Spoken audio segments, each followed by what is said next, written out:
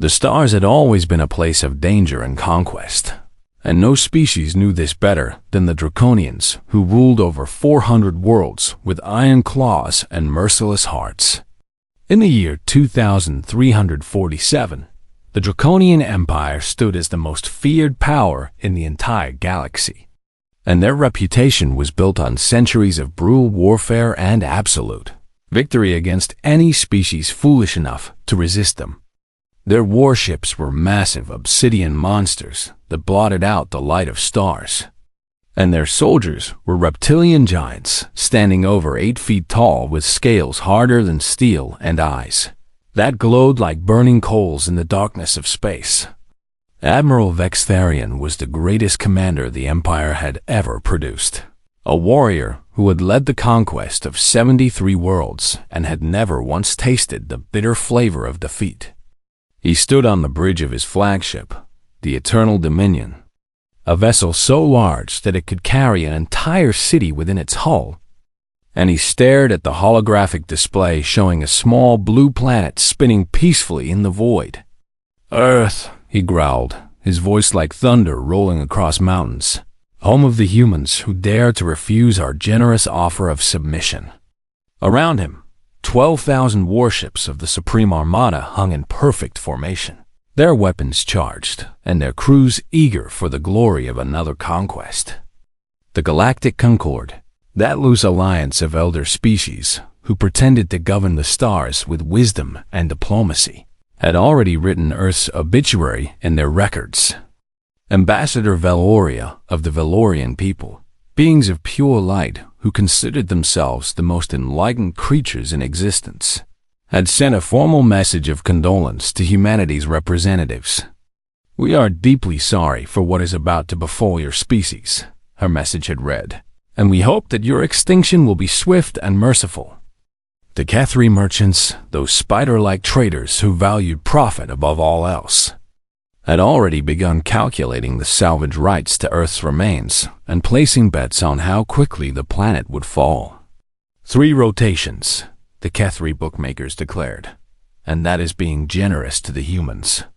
Throughout the galaxy, ancient species who had watched civilizations rise and fall for millions of years simply shrugged their equivalent of shoulders and went about their business.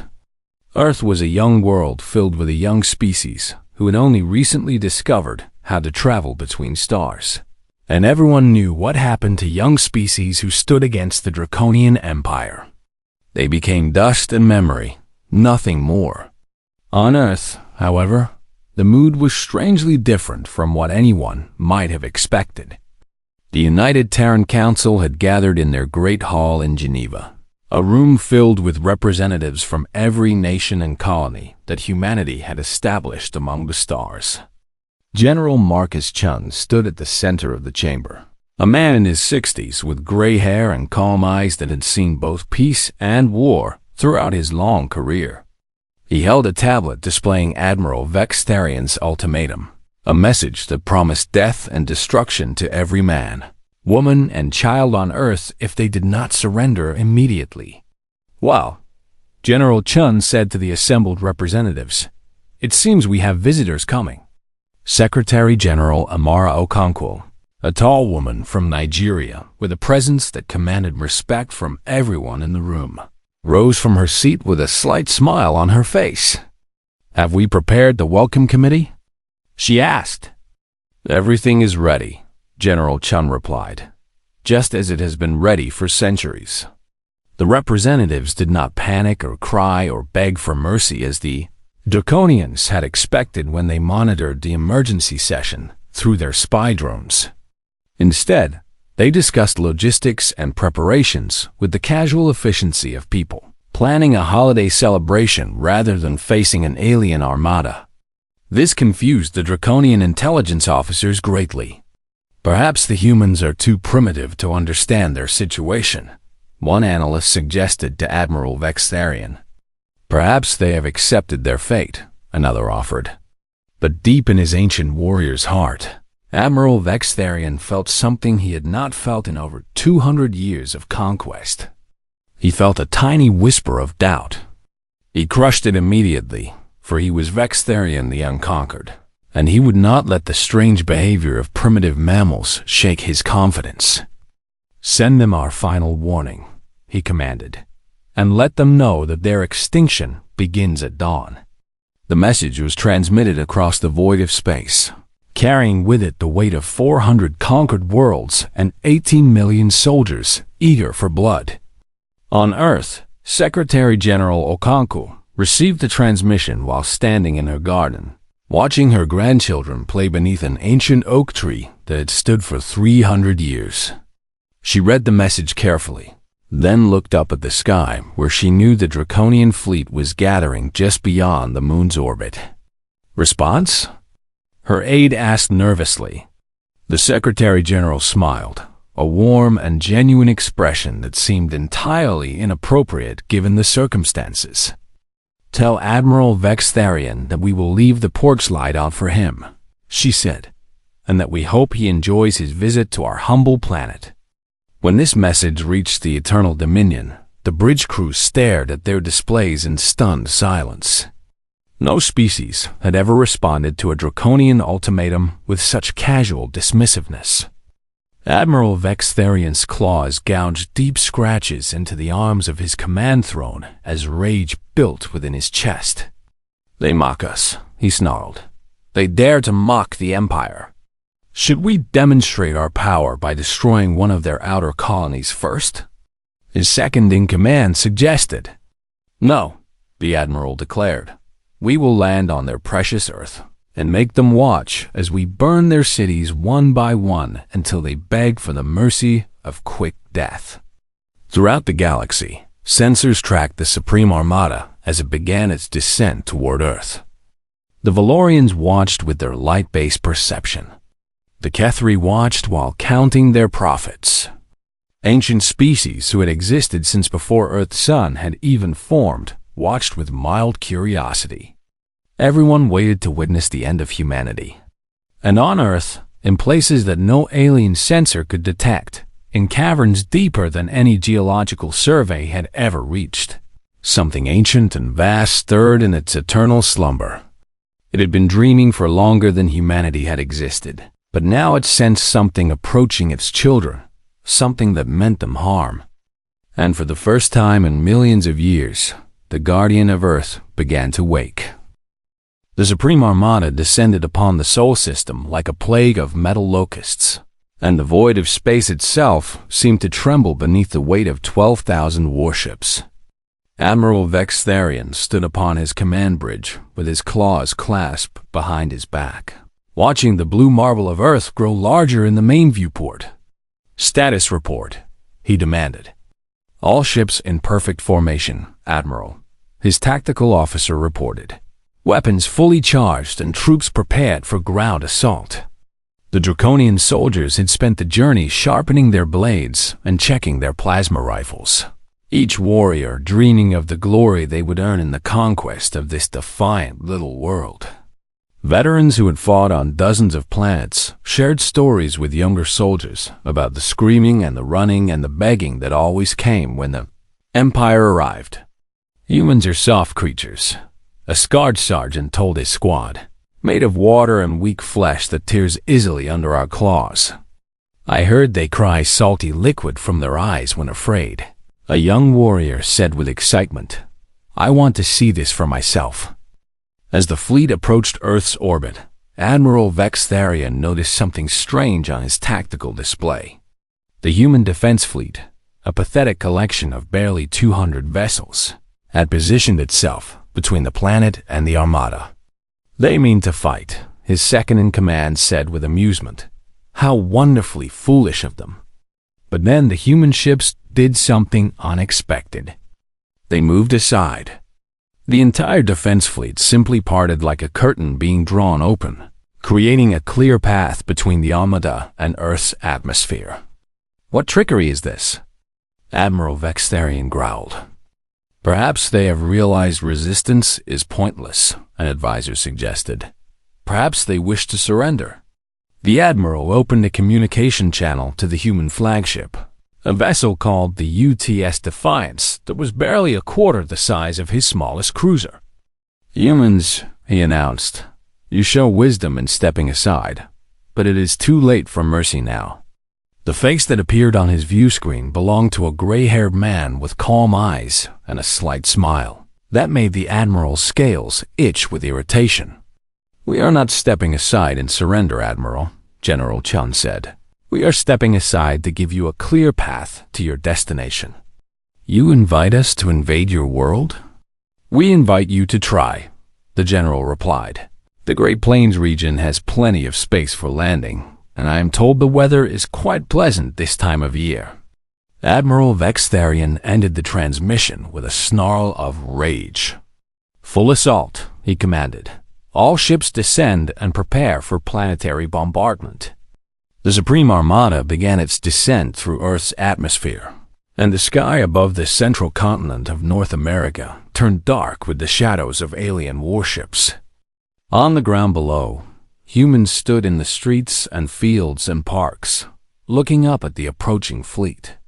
They did not run. They did not scream. They did not pray for deliverance. They simply watched with calm faces and knowing eyes, as if they were waiting for a show to begin. An elderly woman in Kansas took her lawn chair outside and sat down with a glass of lemonade, watching the massive ships descend like she was watching clouds pass by on a summer afternoon. Children in Chicago pointed at the warships and asked their parents what was happening, and the parents smiled and said everything would be fine. Soldiers in military bases around the world stood ready but relaxed, their weapons holstered and their expressions serene. Aboard the Eternal Dominion, Draconian sensors struggled to make sense of what they were detecting. "Admiral," a confused officer reported, "human vital signs show no elevated stress responses." "That is impossible," Vextharian snapped. "We are descending upon them with the mightiest fleet in galactic history." "I am only reporting what the sensors show, Admiral." "Then, the sensors are malfunctioning." But the sensors were working perfectly, and as the fleet dropped lower through the clouds, the cameras showed the truth that the Admiral did not want to believe. Millions of humans stood outside, faces turned skyward, and they were smiling. Not the desperate smiles of beings who had accepted death, but the confident smiles of beings who knew something their enemies did not. Admiral Vextharian felt that tiny whisper of doubt return to his heart. Louder now, and he could not crush it as easily as before. "Admiral," his communications officer said suddenly, "Draconian High Command is requesting a status update."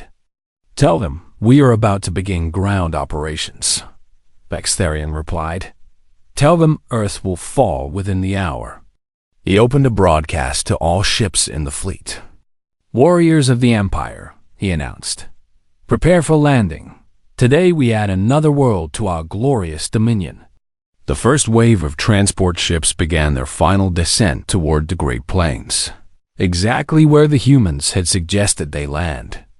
And then, in the space between one heartbeat and the next, everything changed.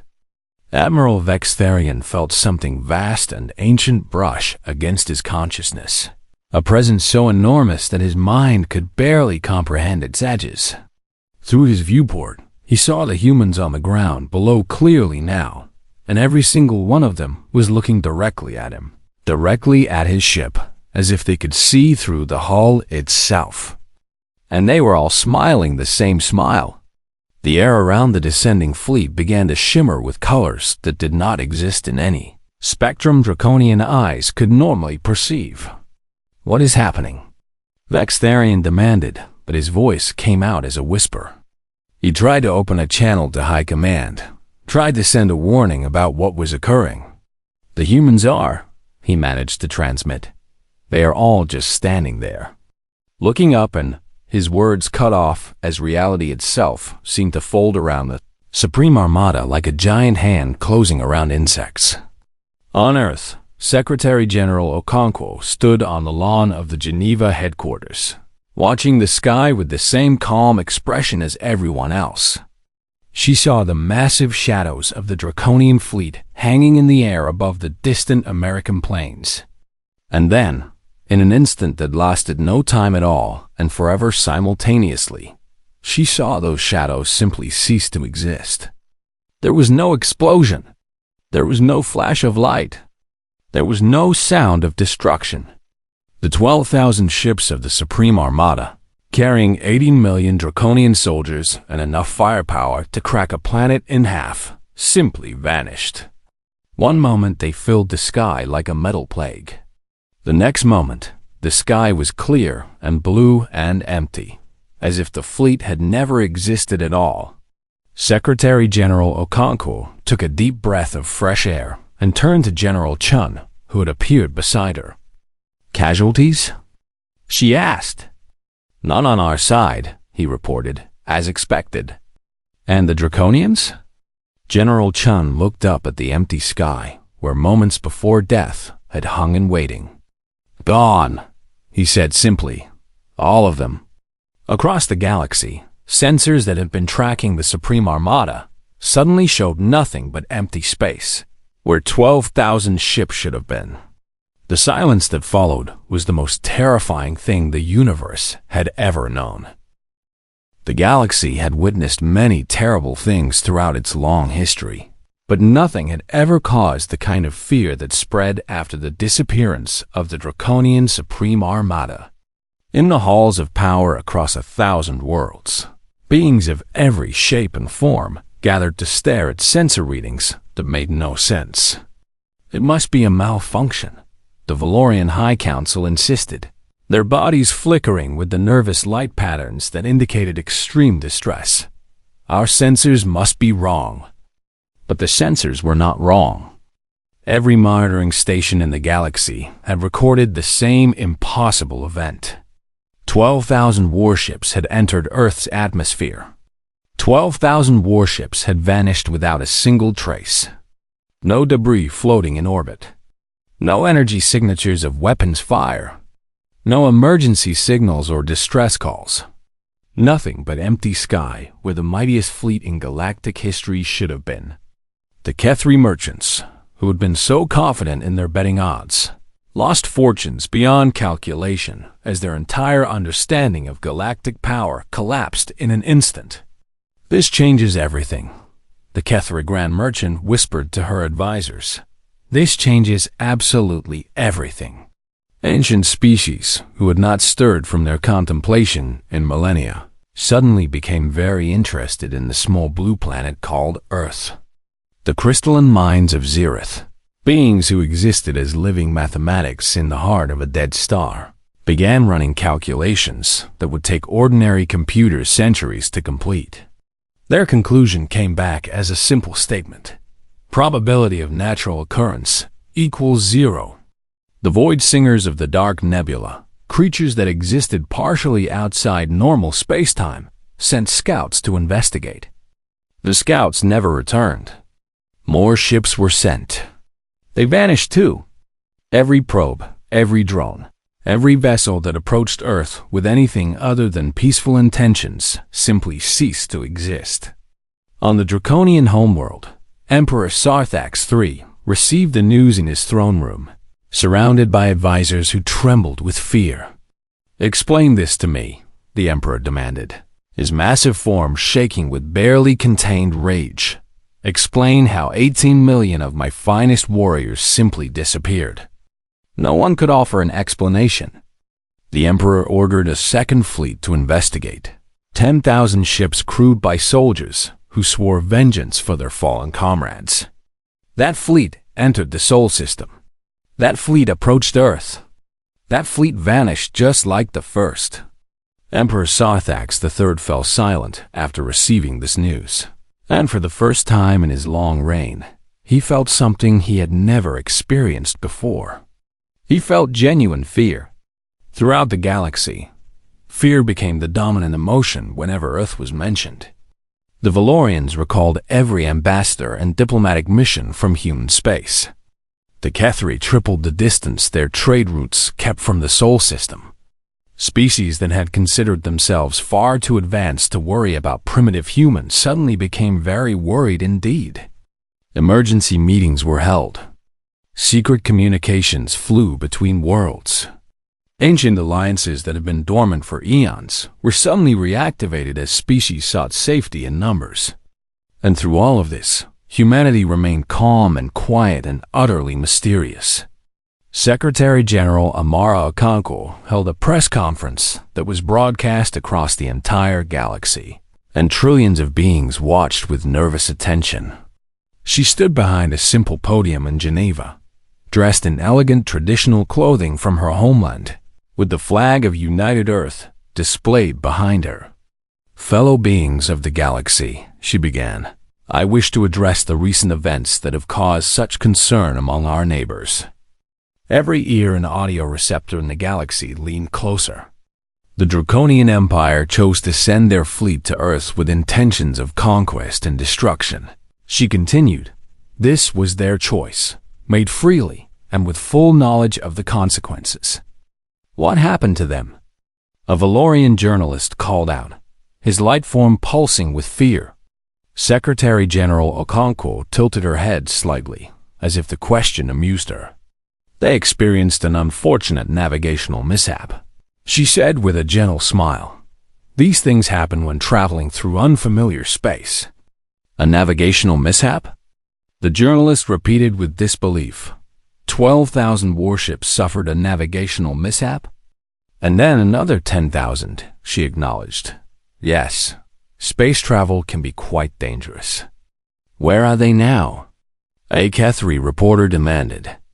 "I honestly could not tell you," the Secretary General replied. "We are not responsible for tracking Draconian vessels, after all." "Did you destroy them?" another voice called out. "Destroy them?" Secretary General Okonkwo shook her head with what appeared to be genuine surprise. "We are a peaceful species. We have no weapons capable of destroying such a mighty fleet. Everyone knows this." "Then how do you explain what happened?" The Secretary General paused, and when she spoke again, her voice was calm and steady and carried just a hint of something that made ancient species tremble. "Earth is simply not a good place to invade," she said. "We recommend against it, strongly." "Is that a threat?" "Not at all," she smiled warmly. "It is simply good advice from one galactic neighbor to another. We wish only peace and friendship with all beings who approach us with peaceful intentions." "And those who approach with hostile intentions?" Secretary General Okonkwo spread her hands in a gesture of innocent helplessness. "Well," she said, "they tend to experience navigational mishaps." The press conference ended, but the questions remained, and theories began to spread across the galaxy like wildfire. Some believed humanity had developed a secret weapon of unimaginable power. Others thought they had made a deal with some cosmic entity beyond normal understanding. A few suggested that Earth itself was somehow alive and capable of defending itself. The most frightening theory, whispered only in the darkest corners of the galaxy, was that humanity had never been what they appeared to be. Perhaps they were not a young species at all. Perhaps they had been ancient and powerful all along, simply pretending to be primitive while they watched the galaxy develop around them. No one knew the truth, and humanity was not talking. General Chun stood beside Secretary General Okonkwo after the press conference, watching the stars appear in the evening sky. "They will send investigators," he said. "Let them come," she replied. "With peaceful intentions, they will find nothing but a friendly world happy to receive visitors." "And if their intentions are not peaceful?" Secretary General Okonkwo looked up at the stars, at the vast galaxy filled with species who had once looked down on humanity with pity and contempt. "Then they will experience navigational mishaps," she said simply, "just like all the others. Deep beneath the surface of the Earth, in caverns that no human had ever entered, but all humans somehow knew existed, something ancient and vast settled back into its eternal dreaming. It had protected its children. It had always protected its children, and it always would." The Galactic Concord had existed for 3 million years, surviving countless wars and crises and cosmic disasters. but never before had its members faced a mystery quite like Earth. After months of debate and argument and fear-filled speculation, the eldest species agreed that an official investigation must be conducted. "We must understand what happened," declared the Speaker of the Concord, a being so ancient that no one remembered what species it had originally belonged to. "The unknown is more dangerous than any enemy." A joint commission was formed, consisting of representatives from 12 of the most advanced civilizations in the galaxy. The Valorian High Council sent their greatest psychics, beings capable of reading the thoughts and emotions of creatures across vast distances. The Kethri contributed their most sophisticated scanning technology, devices that could detect energy signatures at the quantum level.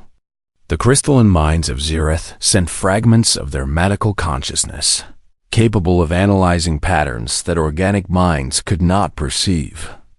And many others joined as well, each bringing their unique abilities and technologies to solve the greatest mystery the galaxy had ever known. The commissioned ship approached the Sol system slowly and carefully, broadcasting peaceful intentions on every frequency. "Attention human authorities," the commission leader transmitted. "We come with no hostile intent. We seek only to understand and to improve relations between our peoples." Secretary General Okonkwo's response came quickly. "You are welcome to visit Earth," she said. "We have prepared accommodations for your delegation and look forward to showing you our world." The commission landed on Earth with great nervousness, each member half expecting to vanish into nothingness at any moment. But nothing happened. They touched down at a spaceport near the city of Geneva, and human officials greeted them with warm smiles and handshakes and refreshments, suitable for each species' biological requirements. "Please," a human guide said cheerfully, "let us show you our beautiful planet." The investigation began. Valorian psychics spread their consciousness across the planet, sensing the thoughts and emotions of billions of human minds. They found exactly what they expected to find in a primitive species: love and hate and joy and sorrow, dreams of success and fears of failure, parents worrying about children, lovers thinking of each other, workers dreaming of vacation. Nothing unusual at all. The Kethri scanners swept across every inch of Earth's surface and deep into its crust. They found mineral deposits and tectonic plates and underground rivers. They found cities and roads and the infrastructure of a developing civilization. Nothing that could explain the disappearance of 22,000 warships. The crystalline minds analyzed every pattern of human behavior and technology. They found mathematics consistent with the species at their stage of development. They found science that was clever but unremarkable. They found weapons that could barely scratch the hull of a Draconian cruiser. Nothing that made any sense. Days passed and weeks, and the commission grew increasingly frustrated.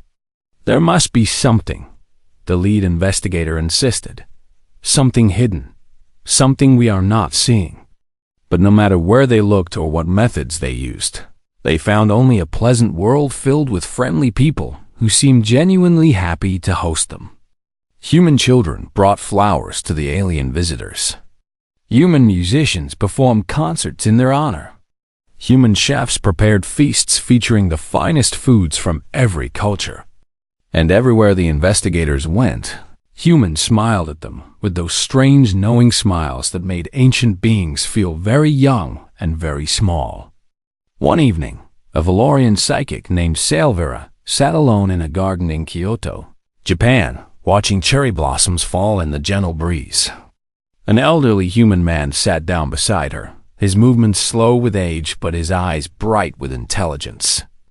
"Beautiful, is it not?" he asked in perfect Valorian, a language few humans had ever learned. "It is," Salvira agreed, surprised. "You speak my language well." "I have had many years to learn many things," the old man said.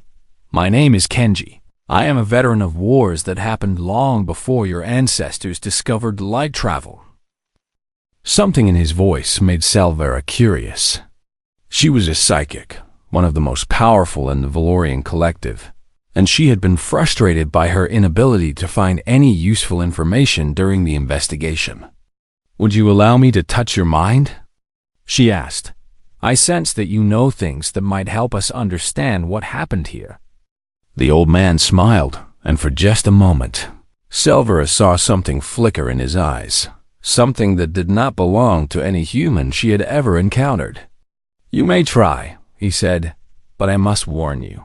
Some truths are too large for even the brightest minds to hold." Salvera extended her consciousness toward the old man's mind, expecting to find the simple thoughts of a human elder.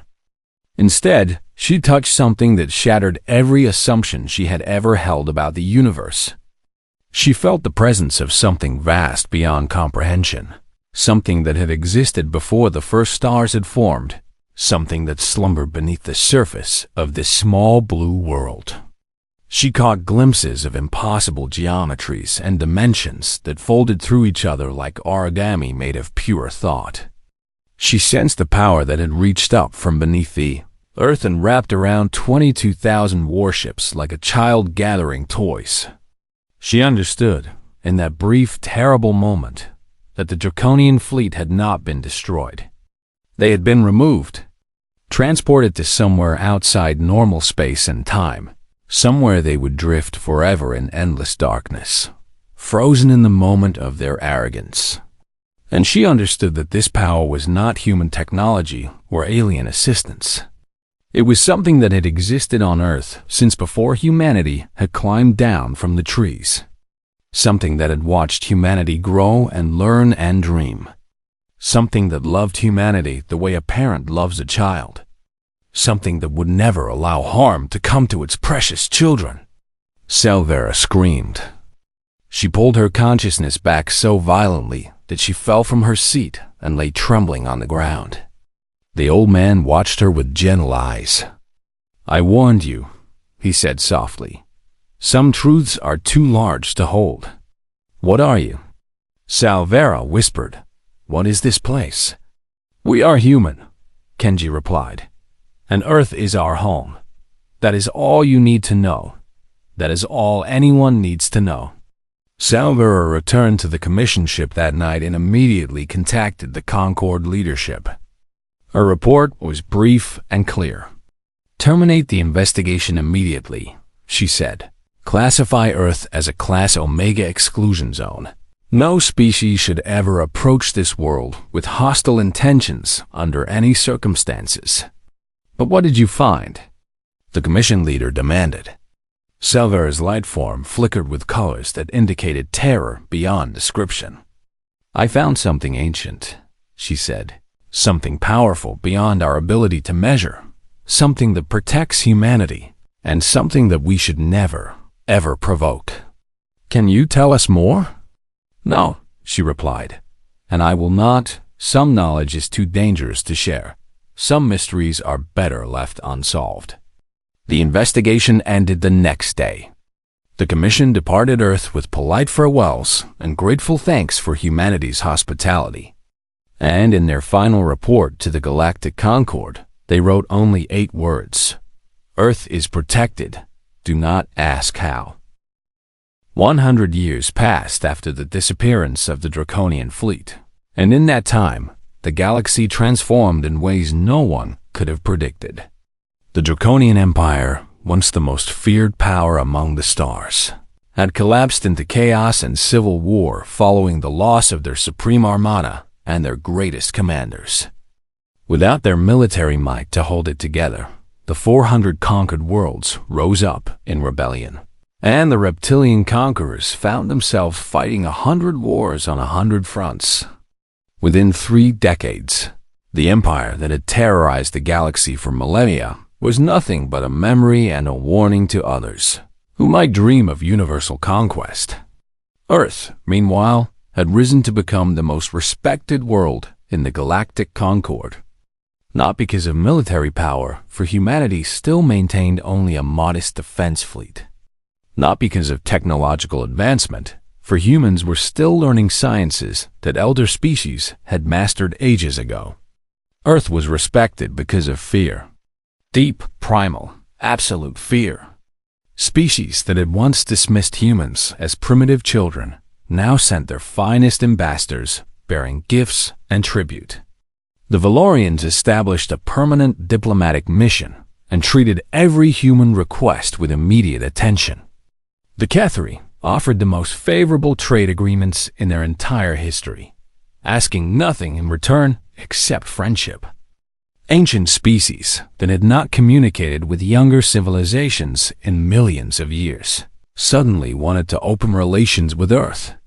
Everyone wanted to be on good terms with the mysterious planet that had swallowed the mightiest fleet in galactic history.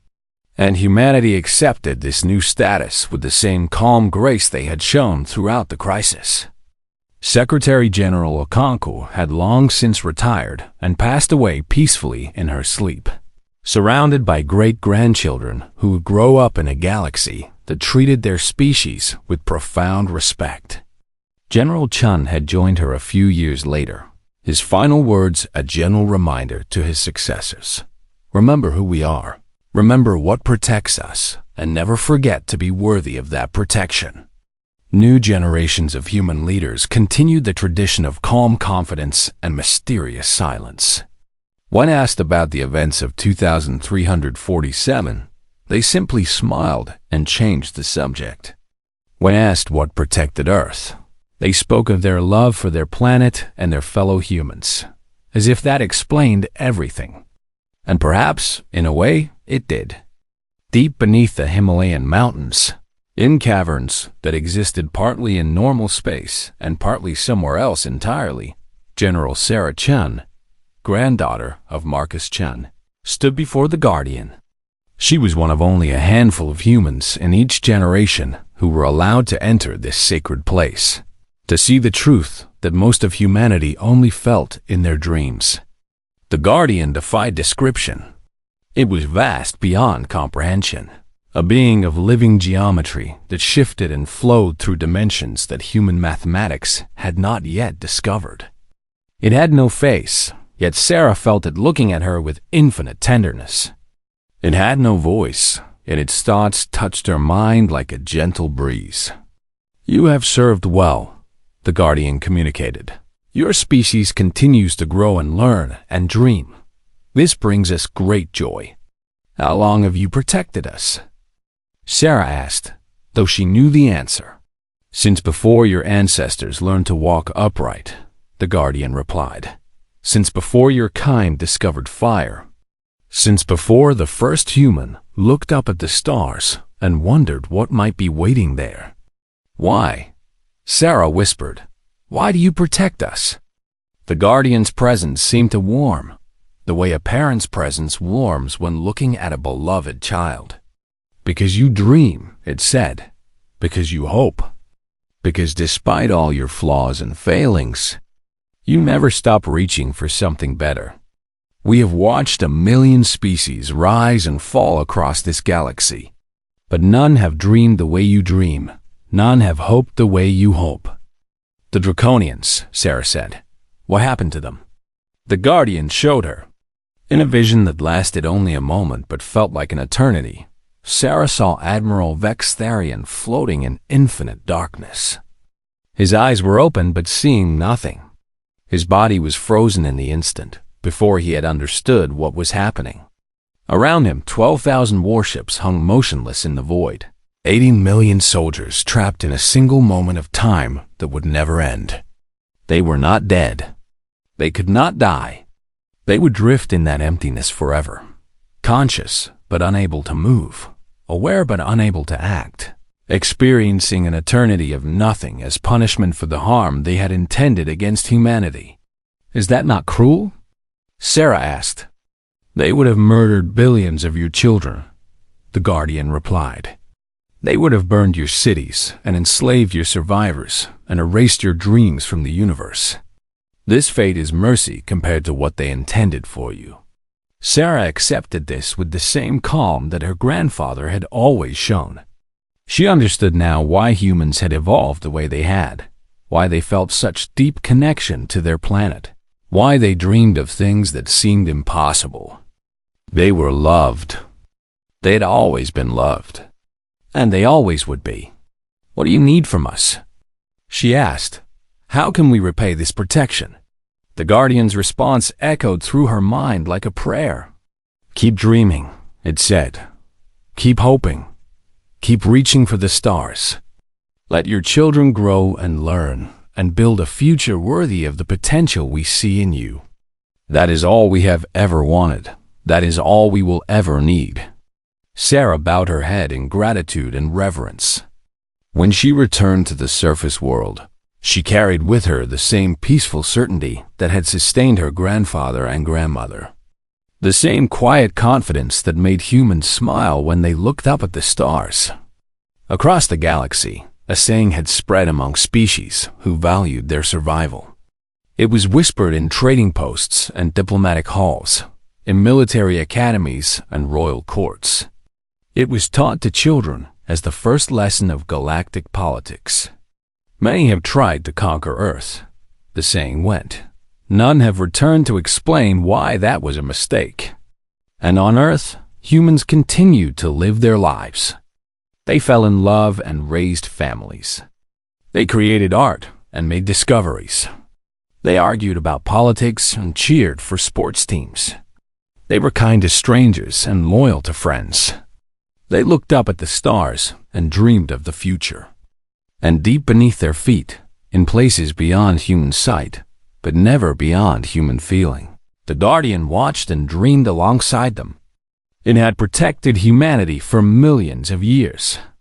It would protect them for millions more, because they were its children, because they were worthy of love, because among all the species in a vast and often cruel galaxy, humans alone had the capacity to dream of better things and then make those dreams real. The galaxy had learned its lesson. Earth was not a world to be conquered. Earth was a world to be respected. And anyone who forgot this lesson would simply disappear, leaving nothing behind but silence and the eternal mystery of what exactly protected that small blue planet on the edge of the galaxy. The stars continued to burn. The galaxy continued to spin. And humanity continued to dream. Forever protected. Forever loved. Forever home.